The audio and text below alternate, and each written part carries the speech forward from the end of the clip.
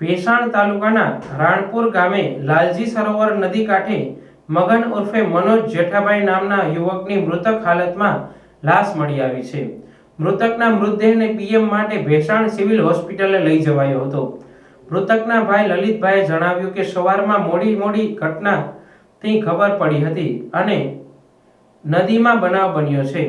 ત્યાં જોતા મારો ભાઈ ત્યાં પડેલો હતો અને આ બનાવ શંકાસ્પદ લાગે છે.